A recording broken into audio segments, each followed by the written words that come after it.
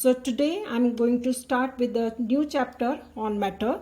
The reduced syllabus of chemistry for class 8 will be sent to you shortly. Now today I'm going to start with the new chapter that is on matter.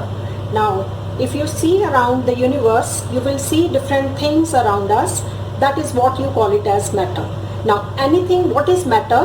Anything that occupies space, has weight and can be perceived by our senses, we call it as a matter. Now everything we see around us is a matter, that is clear to everyone. But if we take up the example of air, we cannot see it, but this is considered to be matter. Why? Because air has mass, at the same time it occupies space. So on the basis of these two conditions we can say air is a matter. But if we take up the examples of say sound, magnetism, love, hate, shadow, all these are not considered as matter. The reason being they do not have any and they do not occupy space. So I think now definition of matter is clear to everyone. Now what is matter made up of? That is the question. Now what is matter made up of? It is made up of tiny particles called atoms, and usually these atoms exist independently. Therefore atoms they combine to form molecules. Next we have the kinetic molecular theory of matter. Now the theory that enables us to understand the behavior of molecules in solids, liquids and gases is called the kinetic molecular theory, and the main postulates of this theory are as follows. Composition of matter. Matter is composed of molecules, and the molecules of a given substance are identical in all respects. For example, if we take up the case of sodium chloride, here the molecules of sodium chloride are identical in terms of their chemical properties. Second point, movement of molecules and kinetic energy. Now molecules in matter, they are constantly moving around.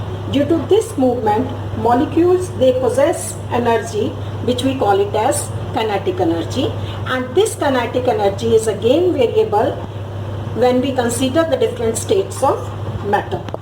Coming to the third point, that is intermolecular space.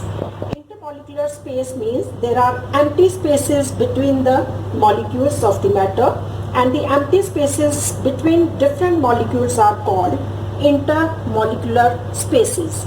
Now these spaces are invariable in different states of matter. In solid, these intermolecular spaces are the least, and intermolecular spaces are maximum in case of gases. Coming to the fourth point, intermolecular forces of attraction.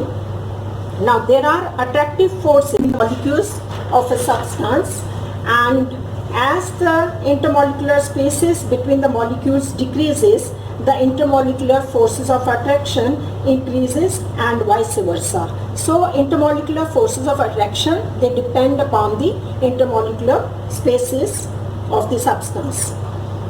And there are two types of the forces which we are going to discuss under this heading. One is cohesive force and the second one is adhesive force.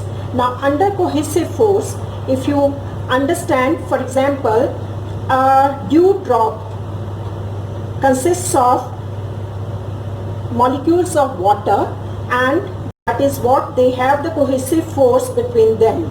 So the force of attraction between the molecules of the same kind are called cohesive force. Coming to the second one, adhesive force. Adhesive means the force of attraction between the molecules of different kinds is called adhesive force. For example, water drops when they are clinging to the glass, that means these are the two different surfaces which are having the force of attraction, which you call it as adhesive force. Coming to the fifth point, collision of molecules.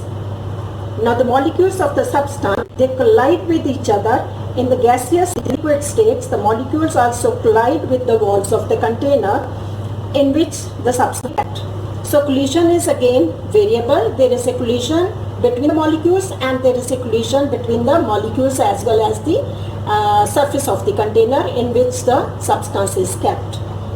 And the sixth point is movement of molecules in different states. the molecules of a matter are in motion, in solid, they only just vibrate at their mean position. For example, if these are the molecules, they are just vibrating to and fro, that's it. But in case of liquid and gases, they are in a continuous state of motion and they move randomly, thus possess kinetic energy. As the temperature of the substance increases, its molecules move faster and thus the kinetic energy of the molecules increases.